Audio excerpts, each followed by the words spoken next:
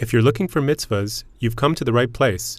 This week's reading of KI TEITZEI holds the Guinness record for the most mitzvahs, or commandments, of any of the weekly parshas, over 70. These mitzvahs cover everything under the sun, that hot desert sun, that is, where the Israelites are waiting to enter the Promised Land. There are mitzvahs about everything from family values to how to fight wars, how to grow crops, to which clothes you should wear.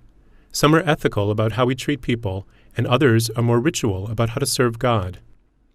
Then there's a mitzvah called Tzar Balei Chayim, about preventing the suffering of animals, which doesn't seem to fall neatly into either of those traditional categories. We're not talking about cats and dogs here. There aren't too many pets in the Bible. The animals they had worked for a living. And so there's a rule that Sabbath rest goes for your animals as much as for you. Regulations about how to treat animals are like labor laws, protecting the conditions of the workers, who here happen to have 4 legs. Is that donkey struggling under a heavy load? Go help it. You're even obligated to do this for your enemies' animals. Earlier in the Torah, we were commanded not to cut down fruit trees in wartime. Here, too, we are told to keep our arguments between people and not drag in nature and other creatures. Here's another mitzvah from KI TEITZEI. When you plow a field, don't do it with a big ox and a small donkey, because the weaker one will suffer.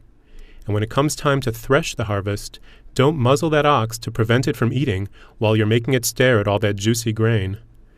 Some of these laws may seem old-fashioned. When was the last time you plowed a field at all? Not to mention using an ox or a donkey. And who knows what threshing is anymore anyway?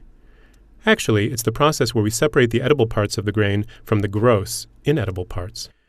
But the question of how we treat animals today is even more crucial. The Torah allows us to use animals for our own benefit, but draws the line at abuse.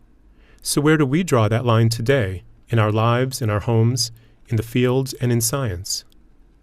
This brings us to the last mitzvah of the day, the curious example of what to do when you find a nest with birds and chicks, or eggs, and you need them for food. If you happen to find a bird's nest and the mother bird is sitting over the chicks, or on top of the eggs, the Torah tells you to shoo away the mother bird, let her go, and only take the chicks or the eggs. And if you do, the Torah continues, you'll fare well and have a long life. But why should we send the mother bird away? And why is this supposed to bring us long life? Maybe this is just another example of preventing cruelty to animals. But if that's true, wouldn't the Torah have just forbidden taking the chicks or the eggs? How will the mother bird feel when she comes back and finds her babies gone? Maybe then it's really about us, encouraging people to be more compassionate. Or maybe there's a third way to understand it. The mother bird makes the chicks and the eggs, with some help from Dad, and so if you need to, take some, but let her go on living and making more. This is actually one of the greenest mitzvahs in the Torah, because to kill both the mother and the child would be like picking ripe fruit and then chopping down the fruit tree. And we do this more often than we think when we overfish the oceans, say, or when we take too much of anything or use it up more quickly than the earth can replace. This is why this mitzvah is the key to living good and long lives. It's about helping the natural world renew and replenish itself without us getting in the way. Abraham Lincoln once said, "I care not for a man's religion whose dog and cat are not the better for it."